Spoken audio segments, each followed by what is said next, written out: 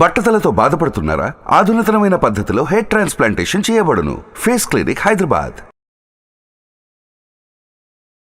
నమస్కారం. సుమన్ టీవీ ప్రేక్షకులకు శ్రీ క్రోధినామ సంవత్సర ఉగాది శుభాకాంక్షలు. ఈ క్రోధినామ సంవత్సరం ద్వాదశ రాశుల వారికి ఏ రకంగా ఉండబోతుంది, ఈ ద్వాదశ రాశుల్లో నవనాయకులు ఎలా ఉన్నారు, ఎటువంటి ఫలితాన్ని ఇస్తున్నారు, వాటి ప్రభావం మనపై ఏ రకంగా ఉండబోతుంది, ఎటువంటి పరిహారాలు పాటించుకోవాలి, ఈ అంశాలను తెలియజేసేందుకు మనతో పాటు ఉన్నారు ప్రముఖ జ్యోతిష్య పండితులు బ్రహ్మశ్రీ నందిపట్ల శ్రీహరి శర్మ గారు.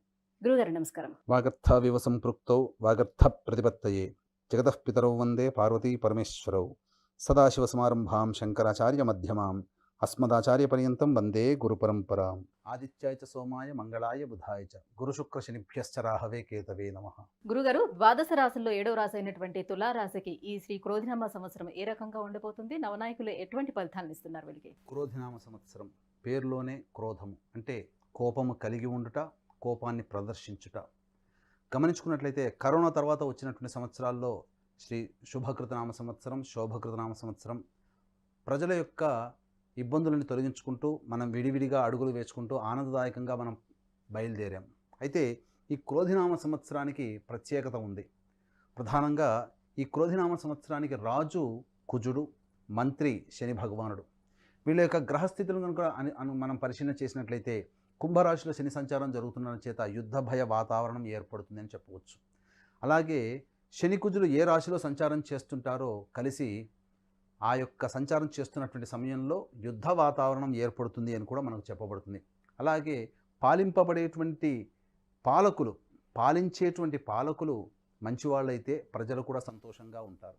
పాలించే పాలకులు చెడ్డవాళ్ళు అయితే ప్రజలకి ఇక్కట్లు, కష్టాలు, ఇబ్బందులు, సమస్యలు, నష్టములు తప్పవు. ఈ సంవత్సరం క్రోధినామ సంవత్సరానికి రాజు కుజుడు, మంత్రి శని ఈ రెండు గ్రహాలు కూడాను పరస్పర వైరి గ్రహాలు ఉండడం చేత ముఖ్యంగా పాపగ్రహమైనటువంటి శనికి, కుజుడికి ఎక్కువగా నవనాయకులలో ఎక్కువ ఆధిపత్యాలు ఆ యొక్క రెండు గ్రహాలకి రావడం చేత ప్రధానంగా ప్రపంచవ్యాప్తము కూడా యుద్ధ వాతావరణం ఉంటుంది. ముఖ్యంగా రాజు కుజుడు, మంత్రి శని కాబట్టి ఈ కుజ శనులు గ్రహాలు రెండు కూడాను న్యాయానికి కుజుడు ప్రతీక అయితే నిష్పక్షపాతముగా నిజాయితీగా ఉండేటువంటి గ్రహము శని గ్రహము. కాబట్టి రెండు కూడా న్యాయానికి సంబంధించినటువంటి గ్రహాలు. ముఖ్యంగా న్యాయవాద విషయాలలో సంస్కరణలు వస్తాయి, రాజ్యాంగ సవరణలు చేపట్టవచ్చు. అలాగే న్యాయానికి సంబంధించినటువంటి న్యాయమూర్తులు కూడా పాలకపక్షం మీద కొంత అభిప్రాయ భేదాలు ఉండేటువంటి అవకాశాలు ఎక్కువగా ఉంటాయి. ఏది ఏమైనప్పటికీ కూడా ఈ యొక్క పాలకులు తీసుకొచ్చినటువంటి సవరణలు కానీ, చట్టములు కానీ ఇవన్నీ కూడా తాత్కాలికంగా ప్రజలకి కొద్దిగా ఇబ్బంది కలిగినప్పటికీ కూడా భవిష్యత్తు ప్రజారంజకమైనటువంటికి మరియు ప్రజలకి ఆమోదయోగ్యంగా ఉండేటువంటి విధంగా ఉంటాయి. కాబట్టి ఎంత నిరసన జ్వాలలు తెలియజేసినా తర్వాత అవి భవిష్యత్తు మన మంచిగా అని చెప్పి ఆ ఆగ్రహ జ్వాలలు కూడా చల్లారిపోతాయి. నిష్పక్షపాతముగా ఈ యొక్క సమాజంలో ఉన్నటువంటి న్యాయ వ్యవస్థ నిష్పక్షపాతముగా వ్యవహరిస్తుంది. తద్వారా శిష్ట రక్షణ, దుష్ట శిక్షణ ఈ సంవత్సరం ఎక్కువగా జరుగుతుందని చెప్పవచ్చు. ఇక తులారాశి వారికి గమనించినట్లయితే ఈ తులారాశి వారికి ఆదాయం ఈ సంవత్సరం 2, వ్యయం 8, రాజ్యపూజ్యం 1, అవమానం 5.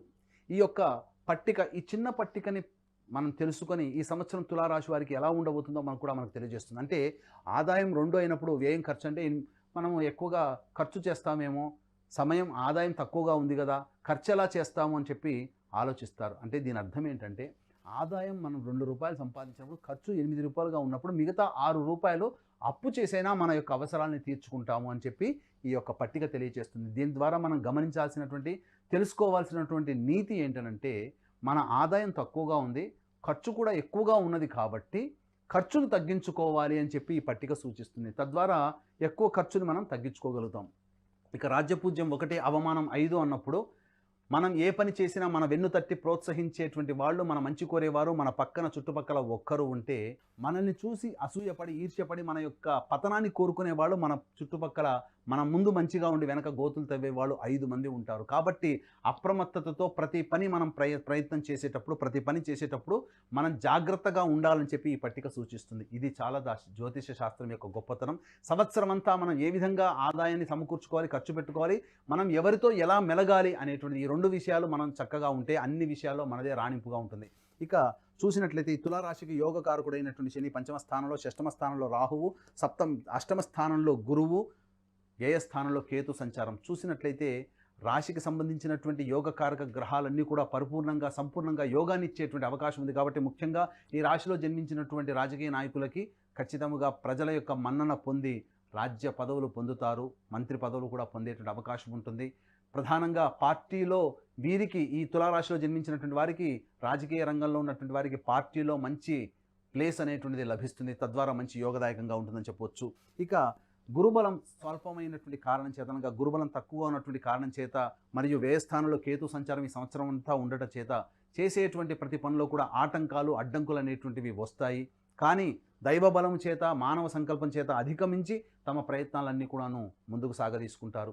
అయితే ఇక్కడ ఈ తులారాశి వారికి సంబంధించి చూసుకున్నట్లయితే నూతన గృహం ఎన్నాళ్ళ నుంచి ఎదురు చూస్తున్నటువంటి కోరిక, నూతన గృహం ఏదైతే ఉంటుందో అదన్నీ కూడాను సెప్టెంబర్ లోపల మీకు తీరిపోయేటువంటి అవకాశం ఉంటుంది. ఎందుకంటే యోగకారకుడైనటువంటి శని మరియు షష్టమ స్థానంలో రాహువు ప్రబలమైనటువంటి యోగాన్ని కలగజేస్తూ అక్టోబర్ లోపల ఉన్నటువంటి గ్రహ సంచారం ఎలా ఉన్నప్పటికీ కూడా అక్టోబర్ లోపల మీకు యోగాన్ని కలగజేస్తుందని చెప్పవచ్చు. అయితే ప్రధానంగా గమనించుకున్నట్లయితే ఈ రాశిలో జన్మించినటువంటి కళాకారులు, సినీ రంగ ప్రముఖులు మరియు నాటక రంగంలో ఉన్నవాళ్ళు, టీవీ రంగంలో ఉన్నవారు, ఎలక్ట్రానిక్ అండ్ ప్రింటింగ్ మీడియా రంగంలో ఉన్నటువంటి వారికి యోగదాయకమైనటువంటి పరిస్థితి ఉంటుంది. అంది వచ్చిన అవకాశాలని అందిపుచ్చుకోవడం ద్వారా చక్కటి జీవితంలో చక్కటి ధనార్జనను పొందుతారు. దీంతో పాటుగా ప్రజల యొక్క మన్ననను కూడా పొందుతారని చెప్పవచ్చు.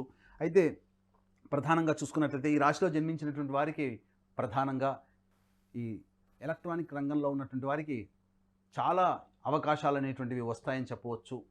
అలాగే సంబంధించినటువంటి విద్యాలయాలు, అలాగే ఈ సంబంధించినటువంటి హోల్సేల్ రంగంలో ఉన్నటువంటి వారు, వ్యాపారస్తులు, ముఖ్యంగా ఐరన్ సంబంధించినటువంటి వ్యాపారస్తులు యోగదాయకంగా ఉంటుందని చెప్పవచ్చు. ఇక రెస్టారెంట్ రంగంలో ఉన్నటువంటి వారు, ఎఫ్ఎంసీజీ రంగంలో ఉన్నటువంటి వారు, జ్యువెలరీ రంగంలో ఉన్నటువంటి వారు, అలాగే బంగారు వెండి వ్యాపారం చేసేటువంటి వాళ్ళు, విద్యాలయాల సంస్థల అధిపతులు, వీళ్ళందరికీ కూడాను యోగదాయకమైనటువంటి పరిస్థితి అనేటువంటిది అక్టోబర్ అనగా దసరా తర్వాత నుంచి వీరికి ప్రారంభమవుతుంది.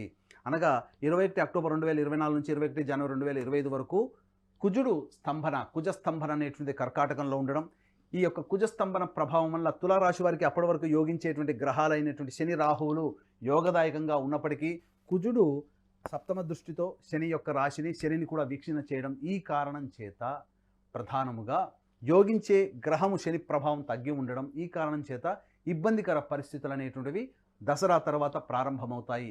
అప్పటి వరకు అనుకునేటువంటి వాళ్ళు, మనకు యోగించేటువంటి గ్రహము కూడా శత్రుగ్రహానికి లోబడి ఉండడం, ఈ కారణం చేత ఏమవుతుంది, అప్పటి వరకు సహాయ సహకారాలు అందించిన వాళ్ళు వెనక్కి మొహం చాటేస్తారు. తద్వారా ఇబ్బందికర పరిస్థితులు అనేవి ఎదురవుతాయి. కాబట్టి ఈ తులారాశి వారు ఏ పని చేయాలనుకున్నా, ఏదైనా సంకల్పం చేసుకున్నా దసరా లోపల మీరు పూర్తి చేసుకోండి. తదనుగుణంగా మీకు మంచి శుభ ఫలితాలు కలుగుతాయని చెప్పవచ్చు. ఇక గమనించుకున్నట్లయితే రియల్ ఎస్టేట్ రంగంలో ఉన్నటువంటి వారికి అద్భుతమైనటువంటి యోగదాయకమైనటువంటి కాలంగా చెప్పవచ్చు. ఏది ఏమనుకున్నా ఇక్కడ ప్రధానంగా పాడి పంటలు, అనగా రైతులకి ప్రథమార్థం అనగా దసరా లోపల వేసేటువంటి పంటలు అధిక దిగుబడి రాబడి మీకు కలిగిస్తాయి. అలాగే దసరా తర్వాత వేసేటువంటి పంటలు తాత్కాలికమైనటువంటి ఇబ్బందులు కలగజేస్తాయి. కాబట్టి కమర్షియల్ పంటలు వేసుకుంటే మీకు దసరా తర్వాత వేసుకునేటువంటి రైతులు కమర్షియల్ పంటలు వేసుకుంటే కొంతవరకు నష్ట నివారణ జరిపించవచ్చు. అలాగే ఇక్కడ ప్రధానంగా చేసేటువంటి ప్రతి పనిలో కేతుగ్రహ యొక్క ప్రభావము మీకు అనుకూలంగా లేని కారణం చేత ఇబ్బందికర పరిస్థితులు, ప్రతి పనిలో అడ్డంకులు అనేటువంటివి కలుగుతాయి. కానీ ఆత్మశక్తితో, స్వయం కృషితో ఆ అడ్డంకులు అధిగమించుకున్నట్లయితే మంచి జరుగుతుందని చెప్పవచ్చు. పంచమ స్థానంలో శని ఉంది కాబట్టి సంతాన పరంగా వాళ్ళకి ఏ రకంగా ఉండే అవకాశం ఉంటుంది? సంతాన పరంగా ఆలోచించేటువంటి వాళ్ళకి ప్రధానంగా అక్టోబర్ లోపల చక్కటి సంతానాన్ని పొందేటువంటి అవకాశం ఉంటుంది. అలాగే సంతాన స్థానాధిపతి అయినటువంటి కుజుడిని శని వీక్షణ చేయడం చేత అక్టోబర్ 21 తర్వాత ఏవైతే కన్సీవ్ అవుతారో కొంత నెగిటివ్ ఇన్ఫ్లుయెన్స్ అనేటువంటిది పడుతుంది. తద్వారా కొంత దుర్వార్తలు వినాల్సినటువంటి అవకాశం ఉంటుంది. కాబట్టి సంతానం చేజారైపోయే అవకాశం ఉంటుంది. కాబట్టి జాగ్రత్తలు పాటించండి. ఏదైనా ఐవీఎఫ్ ట్రీట్మెంట్ వెళ్ళాలనుకున్నా, లేదా ఇతరత్ర ఏదైనా సంతానానికి సంబంధించినటువంటి మీరు ప్రయత్నాలు చేసినట్లయితే దసరా లోపల చేసేటువంటి ప్రయత్నాలు మీకు సఫలమవుతాయని చెప్పవచ్చు. గురుగారు, తులారాశిలో జన్మించినటువంటి స్త్రీలకు ప్రత్యేకంగా ఏ రకంగా ఉండబోతుంది? తులారాశిలో జన్మించినటువంటి స్త్రీలకి విశేషమైనటువంటి యోగదాయకంగా చెప్పవచ్చు. అనుకున్నటువంటి పనులు అనుకున్నట్టుగా సజావుగా సాగిపోతాయి. పెద్దన్న పాత్ర పోషిస్తారు. మీ మాటకి విలువ పెరుగుతుంది. కుటుంబంలో మరియు బంధుమిత్రుల్లో మిమ్మల్ని ఆదరించి ప్రేమించేటువంటి వ్యక్తులు మీకు ఉంటారు. తద్వారా మీకు చక్కటి యోగదాయకమైనటువంటి స్థితి కలుగుతుందని చెప్పవచ్చు. అయితే ప్రధానంగా ఈ తులారాశిలో జన్మించినటువంటి వారికి ఉద్యోగపరంగా కొన్ని ఇబ్బందికర పరిస్థితులు ఎదురవుతున్నాయి. కాబట్టి ఉద్యోగం చేసేటువంటి మహిళలు, లేదా బొటిక్ కానీ, లేదా ఈ సంబంధించినటువంటి బ్యూటీ పార్లర్ రంగంలో ఉన్నటువంటి మహిళలు, గాజులు, ఇతరత్ర వ్యాపారాలు చేసుకున్నటువంటి వారికి కొంత ఆశాజనకమైనటువంటి ఫలితాలు ఉన్నప్పటికీ కూడా ఈ సంవత్సరం చివరలలో కొన్ని ఇబ్బందికర పరిస్థితులు ఎదురవుతాయని చెప్పవచ్చు. ఏది ఏమనుకున్నప్పటికీ కూడా ఈ తులారాశిలో జన్మించినటువంటి స్త్రీలకి వివాహ యోగ్యత కూడా ఉన్నది కాబట్టి వివాహం కాని అమ్మాయిలకి వివాహం జరిగేటువంటి అవకాశం, సంతానం కాని అమ్మాయిలకి సంతానం పొందేటువంటి అవకాశం కూడా ఈ తులారాశిలో జన్మించిన వారికి చెప్పవచ్చు. మొత్తంగా ఓవరాల్గా చూసుకుంటే తులారాశి వారికి ఈ సంవత్సరం అధికంగా మంచి శుభ ఫలితాలే ఉంటాయని చెప్పవచ్చు. ఇంకా మెరుగైన ఫలితాల కోసం ఏ దైవారాధన చేసుకోవాలి, ఎటువంటి పరిహారాన్ని పాటించుకోవాలి, మరికి అదృష్ట సంఖ్య, రంగు ఏంటి? తులారాశి వారికి సంబంధించి మెరుగైన ఫలితాలు పొందాలి అనుకున్నప్పుడు గురువారం రోజున నవగ్రహాల చుట్టూ శివాయ నమః అంటూ 27 ప్రదక్షిణలు చేయడం, చేసిన తర్వాత 108 నానబెట్టినటువంటి శనగల దండ గురుగ్రహానికి వేసి పసుపు రంగు పూలతో గురుగ్రహానికి అష్టోత్తర పూజ చేసి మీరు శనగపిండితో చేసినటువంటి తీపి పదార్థము నైవేద్యంగా పెట్టినట్లయితే తప్పకుండా గురువు యొక్క అనుగ్రహం సంపూర్ణం కలుగుతుంది. ఈ విధంగా 16 గురువారాలు చేయాలి.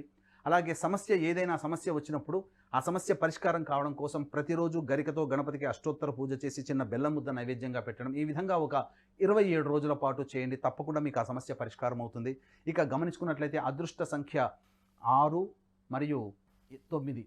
ఈ విధంగా చూసుకున్నట్లయితే అదృష్ట రంగు ఆకుపచ్చ, తెలుపు అని చెప్పవచ్చు. గురుగారు, తులారాశి వారికి ఈ క్రోధినామ సంవత్సరం ఎలా ఉండబోతుంది, ఎటువంటి పరిహారాలు పాటించుకోవాలనే అంశాలను తెలియజేసినందుకు ధన్యవాదాలండి. సర్వం శ్రీ ఉమామహేశ్వర పరబ్రహ్మార్పణమస్తు.